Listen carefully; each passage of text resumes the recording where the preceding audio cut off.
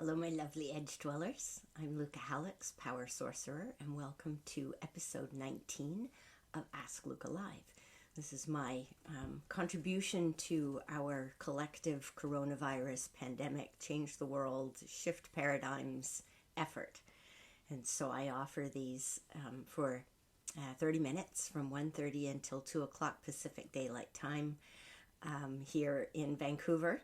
And you can access me from all over the world. Hello, Harrison.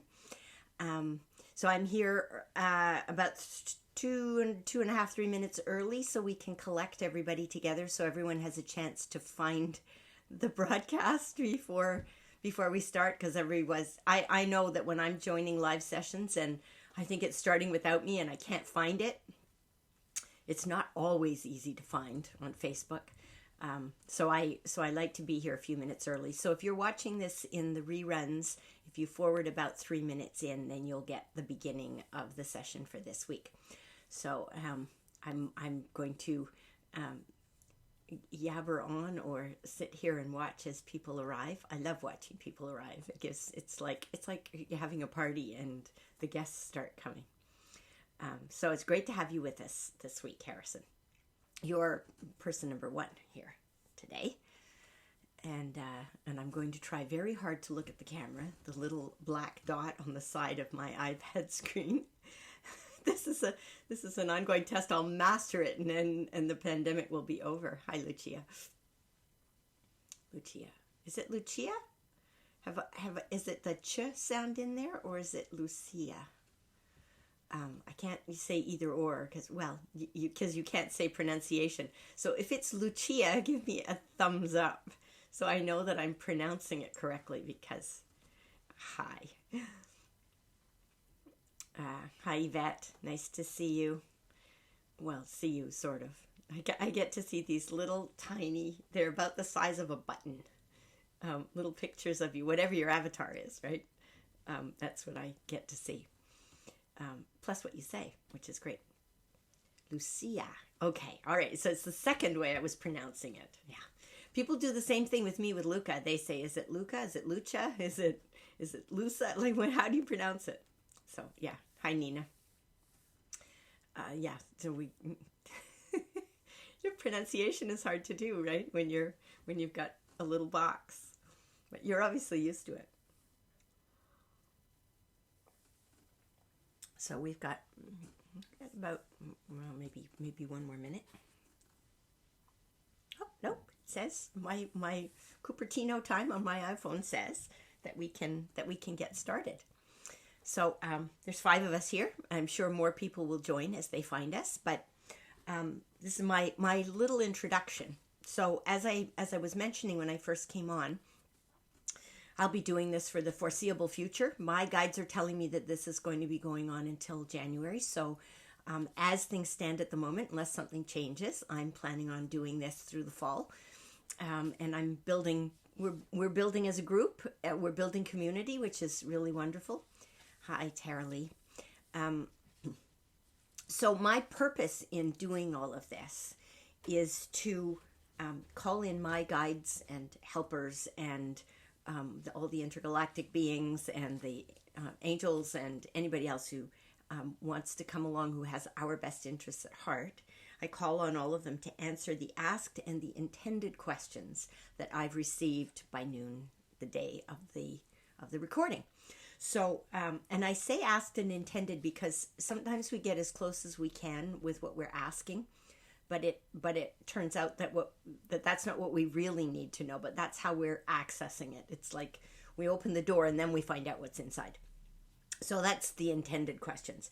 And to receive answers that are soulfully helpful to all of the participants who are here right now and any who will be joining us later on. So time and space are not what we think they are, which means that anybody who joins us later, their energy is, if they're intending to join us later, or even if they're in their higher selves, they're going to stumble across us later on. Their energy is already with us right now, which I think is neat. It makes me a happy person. So what I say at the beginning of every session is that your gut feel about what's right for you is more important than anything anybody can tell you, and that includes me. So never give your power away to someone else. And if anybody who's doing a reading for you, or, it could be tarot cards, it could be a palm reading, it could be anything, right? Anything where they're tuning into energy, then if it doesn't feel right, put it in what I call a holding tank and sit on it until you get validation. I usually say, 2 or 3 pieces of validation, and then maybe you feel like you can trust it. So that's what I suggest. One woman I did a reading for called it a holding tank. Called it a waiting room. So whatever works best for you, that's what you should go with. Anything about the future is a probability only, and it's based on you continuing to do things the way you've been doing them up until now. Hi, Camellia. And there's more description about this. I've just recorded a description that's going to go on my new website that's coming up, that will explain how I do all of this, and it's the explanation that I give when I do a longer session. But on here, I don't want to take up all the time doing that. But I have pinned some things for you to keep in mind to the top of the messages on this group, so you can go back and read it. It's gray because the background on it when I printed it out was gray, and I didn't have time to type it all out. So it's there. I will make it prettier as we go along. So, and I will stick around for 5 minutes or so at the end of the session to tell you a little bit more about what I offer. So if you already know what I offer, then you won't need to listen to that. And if you're interested in that and what I'm doing with my rates right now and that kind of thing, then I will be around at the end to answer your questions. So we've got quite a full bill today. Lots of people got in touch. I've got 2 left over from last week, so I'll answer those first. And then I've got another 10 for this week. So lots to take a look at. Hi, Judy. So the first one from last week is from Charlene, and she says, I would like to ask about my son. If you can please give me some information. Will he emotionally stabilize? And then she said, probably need to do a reading, really. I should say, hi, Iris. I should say that there's only so much we can cover in these. This is more like a taster. It will reorient you. It'll validate what you already know. But if I do a 15-minute reading for you, if I do it in a reading circle, you get a little bit more time. And if you book an hour-long session with me, then we have time to go into it in much more depth. So this is what we can pick up just today. So, Charlene and your son, Charlene. What I should say about picking up information about other people is that we can only get the information that they allow us to have. So I go in and I ask, I've set my intention before we started this, that everything that comes through will be for my highest good and all of yours. And then we only get information from that person that is okay for you to have. So it usually relates to your relationship with them, understanding them better in order to be able to help them or have a better, clearer relationship. So, and sometimes I tune in and I get absolutely nothing. And that doesn't mean that I can't, there's something faulty with my ability to tune in. It means that for whatever reason that I don't know down here in my earth suit, there's a reason that either that information wouldn't be timely right now, or it would be confusing, or whatever it is, but it's not for us to have in the moment. So, Charlene, usually I ask for the person's first name, but I don't see Charlene on here yet. So, and I'm not getting anything without his name. So either I'm not supposed to have anything right now, or I need his name to open the door. So I'll come back to that one. We'll see if Charlene shows up today. And if she doesn't, then I can push that to next week. So the second question is from Desiree. She says, this pain in my neck, is it mine or someone else's? What needs to be released? So if we're empaths, we can sometimes pick up body symptoms, pain, emotions, thoughts from other people. And I'm pretty sure, Desiree, that you are one. So let's ask about this pain in your neck. Is it yours? Yes. Is it also somebody else's? No. Okay. There's a tiny bit in there. So I do my 2 baskets, 10 tennis balls thing, and I say of the totality of how this feels, 1 basket is mine, 1 basket is other. How many of the 10 tennis balls of the feeling of this are mine and how many are other? Well, what I'm getting here is that 1 is other and 9 of them are yours. So I would say we can safely deal with it as if it were yours. So pain in your neck. I want to touch the right side of my neck. Neck issues. The spine is about support because it supports us. And neck issues are either somebody or something is a pain in the neck, literally, because we get our metaphors from somewhere. That's one. And the other one is that it's the throat chakra. And the throat has to do with our ability to express our will. So willpower, who we are, what we feel we need to say, share in the world in order to convey who we are. So my sense here, Desiree, is that this is more a situation than it is a person that's being a pain in the neck.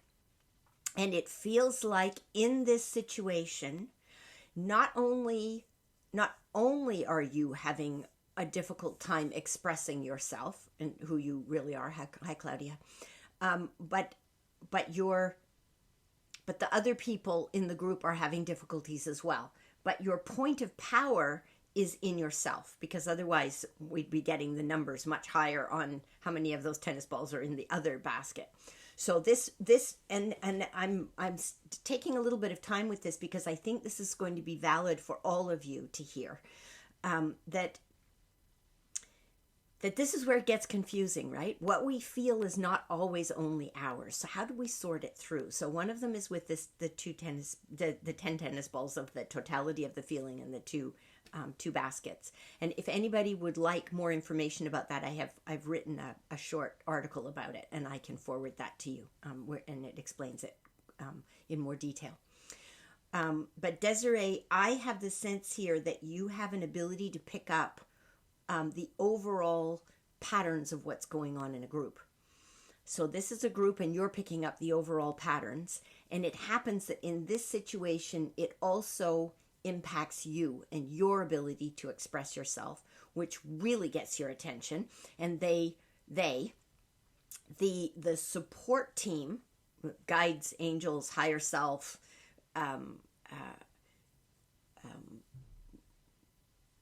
intergalactic beings, there is intergalactic in on this. This whole group is trying to shift, and you're noticing it, and you're the only one in the group who has the ability to notice it and do something with it, begin to open some doors and begin to share some of what you're experiencing. It isn't time to share it yet, but it is time to be aware. So this is your awareness call. So think about what group it might be, and then think about what is it that you would ideally, if you felt safe enough, and if they were hearing you, and if they would actually do something with it, if they would honor it, not minimize it, then what would you hope would come out of that? And when you've got that and you hold it here, hold it in your awareness, then that's going to give you the support that you need, but that the group needs also. And you will know when it's time to say something. And don't say anything until it feels like it is the right time. So don't force it. They're saying to you, don't force it. So I think that's enough to give you to get rolling with this. And if you want more information about the 2 baskets, 10 tennis balls, let me know. Okay, so first of the questions for this week, this is for Flora. And I didn't see Flora's name come up yet, but she might listen later. Flora says, I'd like to know if Cassis, my calico cat who lives with my ex in California, is coming back, or if she has crossed over to a new plane. So let's find Cassis. Okay, I've got Cassis. So this is yeses and nos for me. It's not just weird tics. My body acts like a pendulum. So Cassis, got Cassis, yes. Not passed over. Here still. Finding a new home is what I get.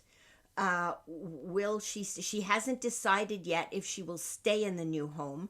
There's somebody who needs her presence. She's going to go and be there for that person. And then she'll decide if she's coming back. And I'm not getting anything about your ex in this. I don't get the feeling that she's being mistreated or anything like that, but she's gone walkabout. But she's not dead. So, and she's safe. She's been taken in somewhere. She's being fed and looked after and loved. And it's very important, she says, for her to be where she is right now. So your calico cat is fine. It's very worrying when our loved ones go walkabout. And that's what Cassis did. Okay. So that's Flora. Next question is Kimberly. Kimberly says, how is my dad doing? So let's find your dad. Okay, I've got your dad. I'm not getting high energy around your dad. Let's put it that way. And I didn't see your name come up, Kimberly. So I suspect that you're not listening right now, because I was going to say what your dad called. Because it's easier to get the full energy that way.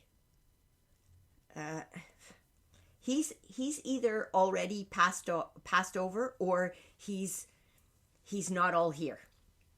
Sometimes people pass before they pass, i.e. they're like spending more and more time not present with us, and more time in either their imaginary world or asleep and dreaming, but basically they're transitioning gradually. Some people go boom and it's like heart attack and they're gone. Some people go slowly, but I have the feeling that your dad, Kimberly, he's either passed on, and I don't, if he's passed on, he hasn't completely passed on, because he's hanging about. I can feel him hanging about, but his presence isn't really strong. I think he has something to say to you, but he can't muster enough energy to get it through to you personally. He's saying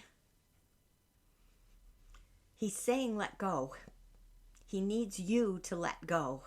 So if there's anything that you still need to say to him, convey to him, explain, share, then you need to do that. And you will feel better, and then he can pass. So he's either just on the other side, or he's just on this side. But whatever it is, he needs to be able to go. And there's something about your relationship with him that hasn't let go yet. So I think that if you focus in on it that way, then you're going to understand what that is.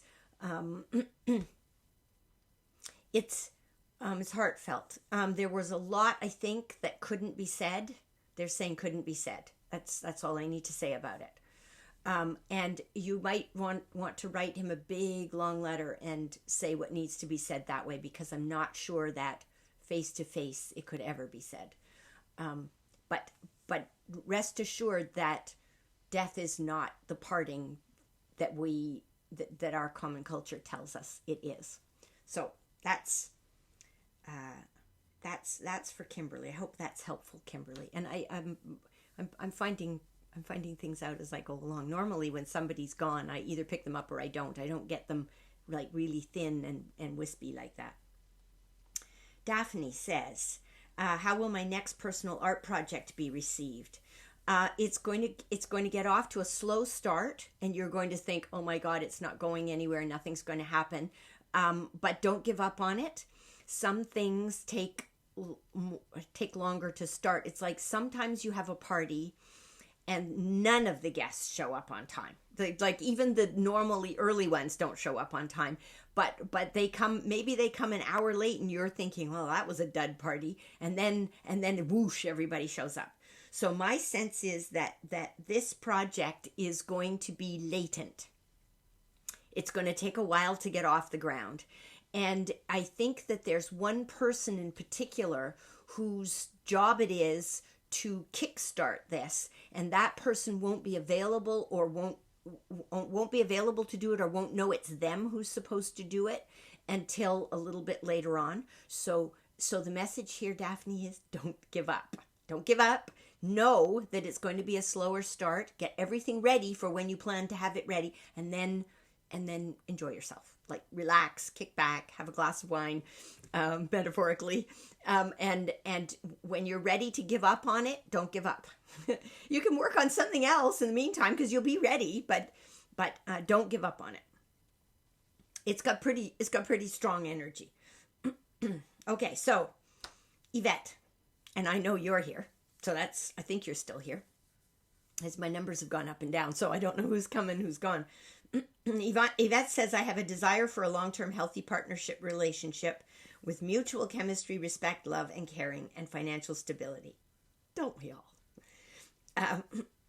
And I don't mean to minimize that. I think it's a universal, heartfelt feeling, right?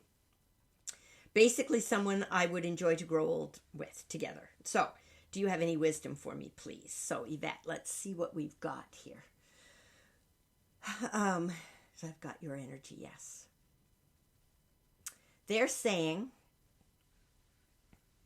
that the person who is this for you comes and goes. And you didn't say permanent here. It's not permanent's not on your list. This person is all of these things, but not permanent. So this person, it is essential to their beingness on this planet in this lifetime that they have the freedom to come and go. And with that freedom, there's a permission that you need to give them. And it's a permission that has to come from your heart and your soul, knowing that this connection that you have with this person, I can feel the tears here, so this is really important to you and to the other person. This is a soul connection, and this person has abandoned you in another lifetime. The person won't abandon you this time unless they feel they're not free. So the freedom, ironically, the freedom will help the person to feel that they can be around more than not. So there's a deep, deep permission giving piece here. And you also need a lot of freedom. But you need to know that person will keep coming back. And I don't think the person will ever say to you, I will keep coming back. But they will keep coming back. And you need to trust that and not wait for what the person's going to say. They can't say it.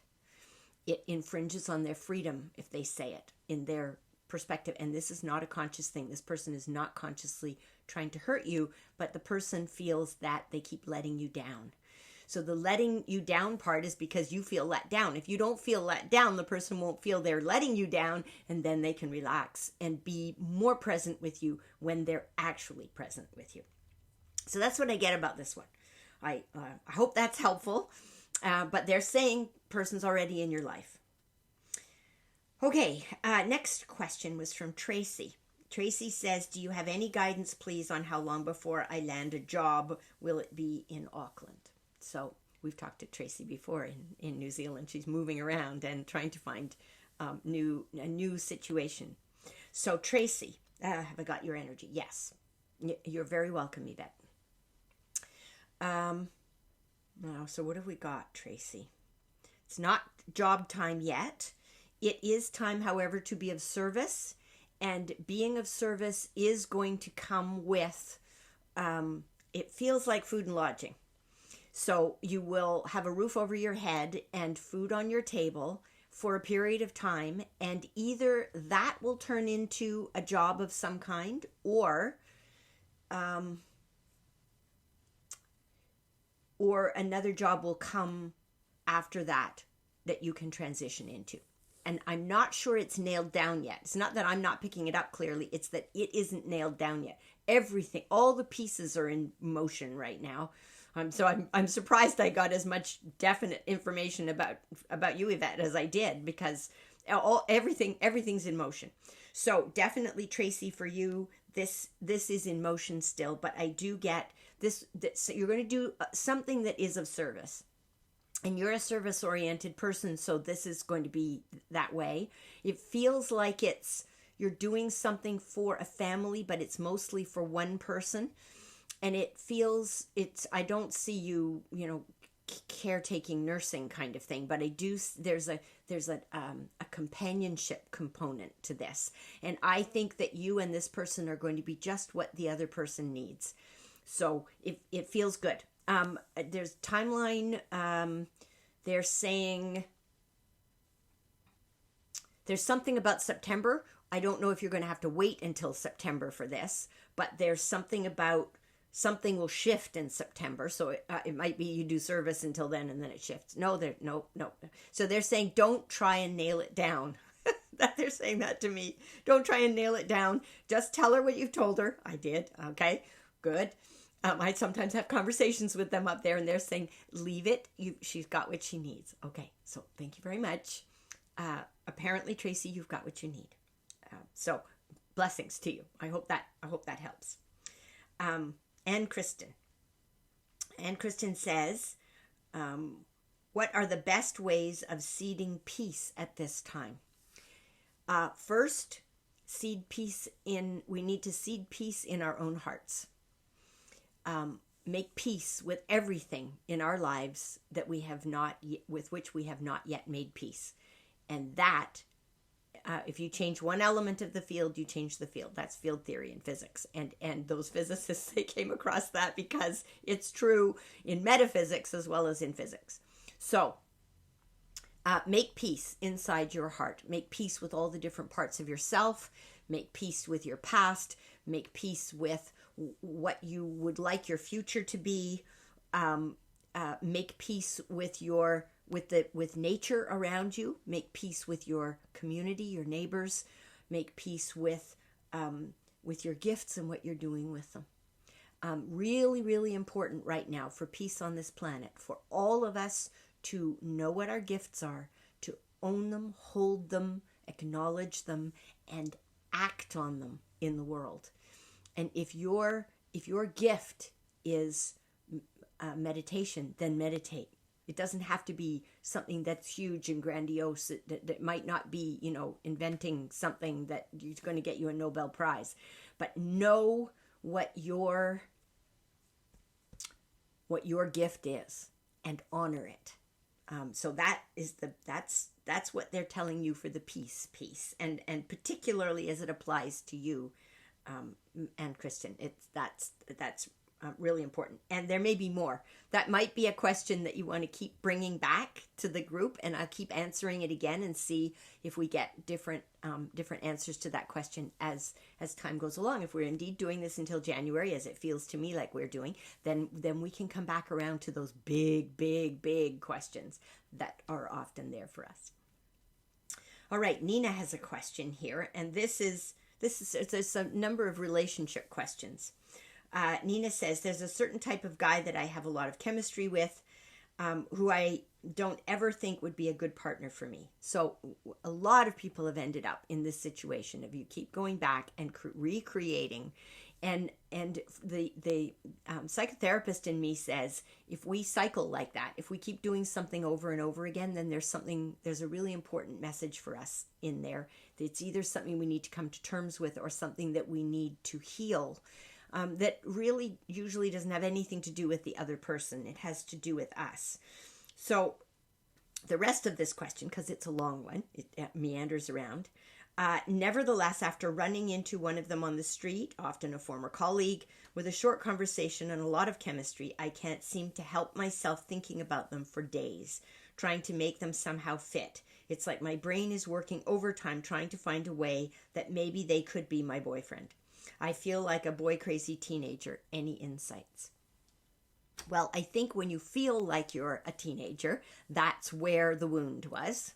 So if you want to, if you like, imagine yourself back into your teenage years and what it felt like to be a teenager and first discovering not just relationships like boyfriend, girlfriend, or whatever your denomination was, but what did you see in your life as examples of what is possible and desirable in a relationship?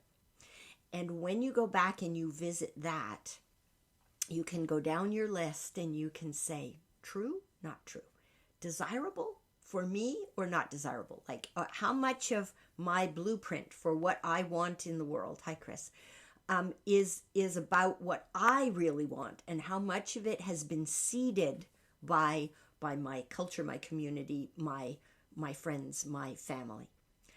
Because it's time for a reckoning. It's time for a house cleaning, for us to say, mine, not mine.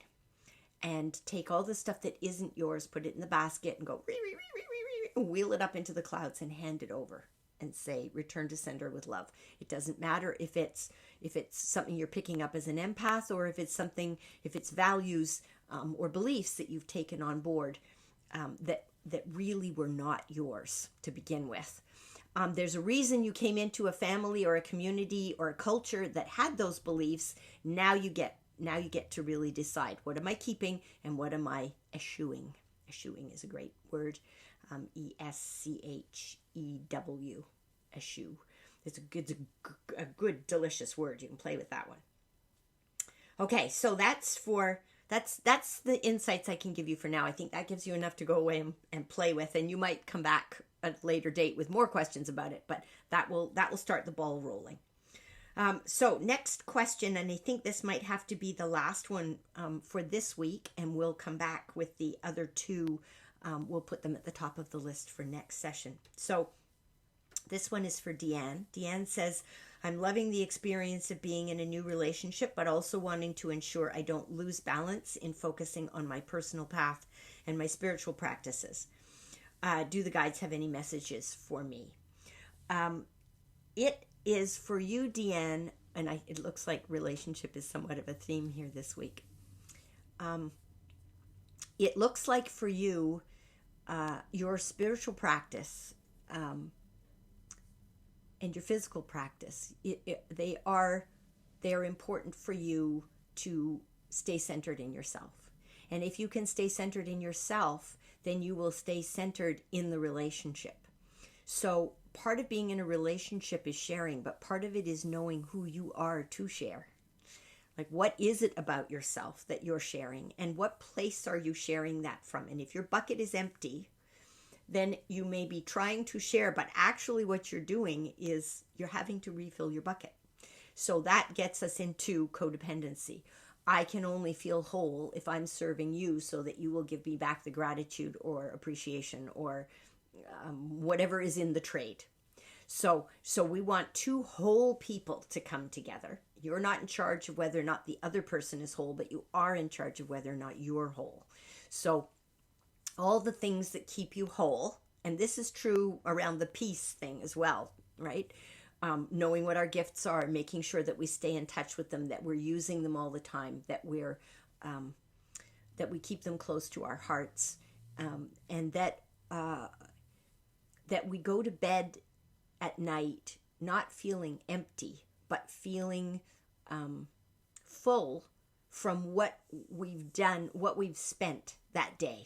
So as we spend, we want that to be filling us. It's a weird paradox, right? You want to spend your gifts so that you are full of who you are and full of the positive energy that comes back to you from having spent the energy of your gifts in a day. That makes me feel good. That's a good reminder for me too. So I think that's a good note for us to complete on today. So it's 2:00. Thank you to all of you for coming and participating today. If anybody would like to hear what I have to say about my other services and how you can reach me and participate, and if you have any questions about that, I'm happy to answer them in just a moment. But if anybody needs to go now, then that's perfect as well. All of you who are on here today are in the group. And if you're in the group, you can invite other people to join the group. So feel free to do that. I think one of the people who came this week was invited by somebody else in the group. So if you're inviting people, thank you for doing that. I love to see the group becoming even richer. I'm back again doing this again next week.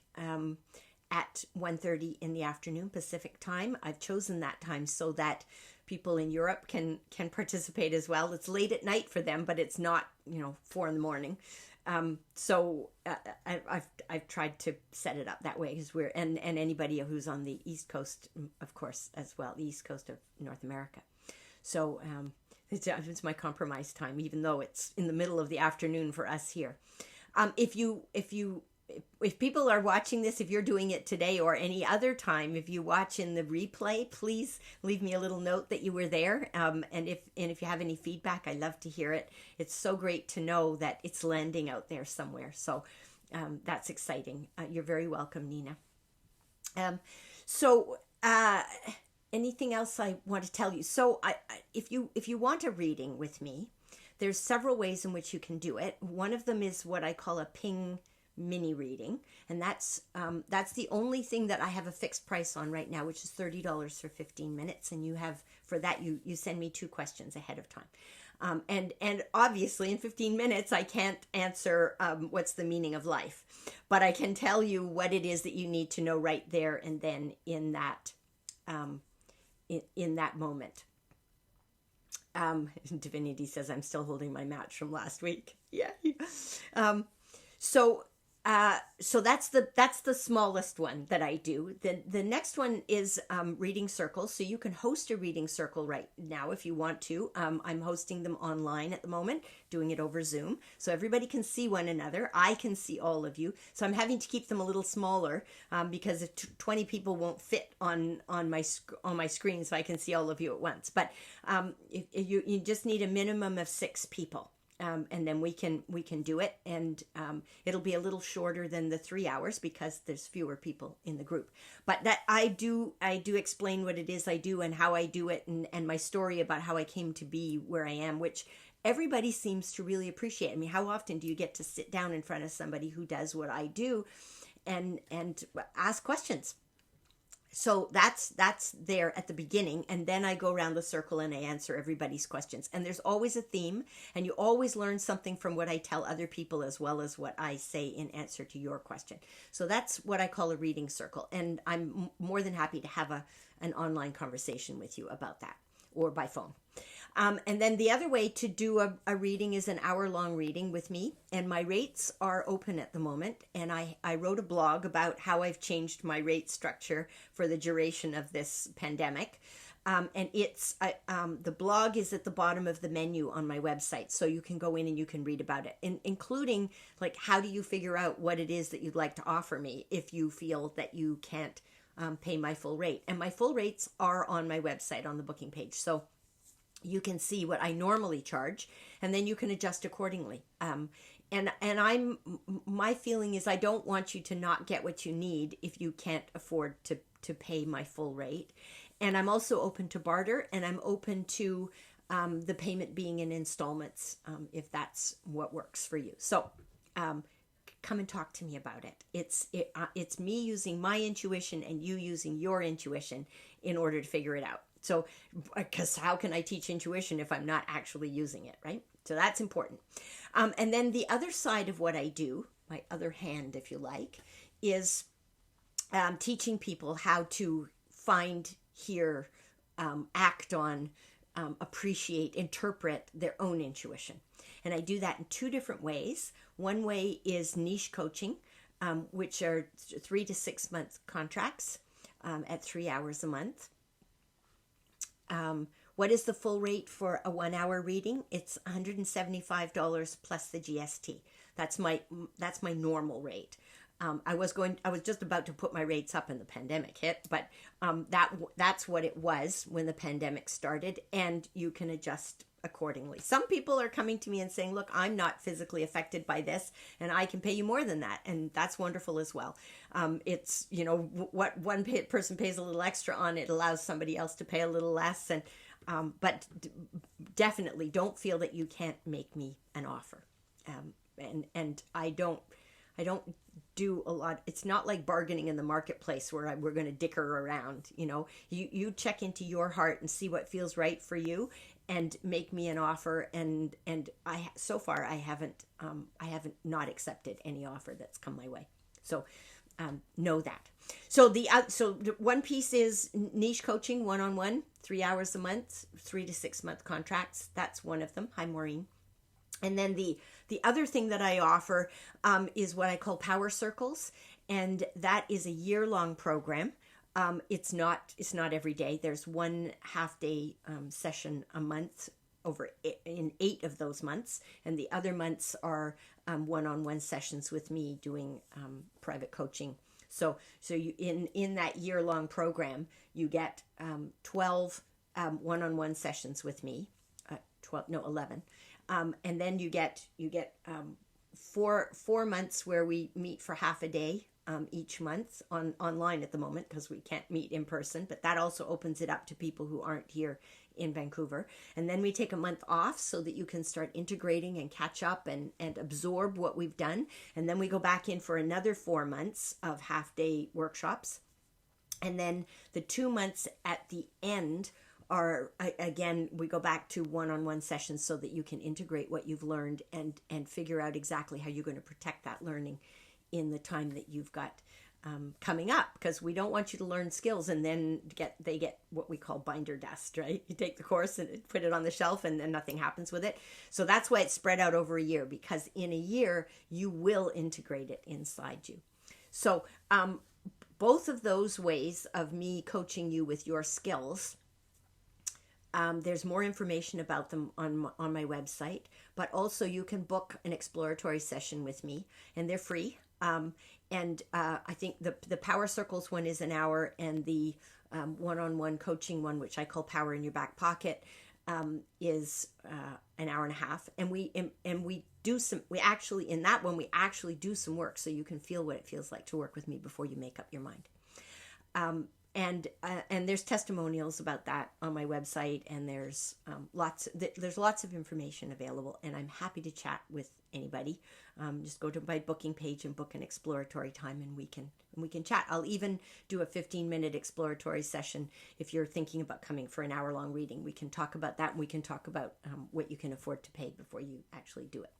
So I think that's all that you need to know. I'm around, like I'm accessible. I'm continuing to do my work online because I can, because of the wonderful part of the internet. I've just reconnected with an old friend of mine who's living in Germany, who taught me all about the internet in 1993 when it was all brand new, and when people said, "What's an email address? What's email?"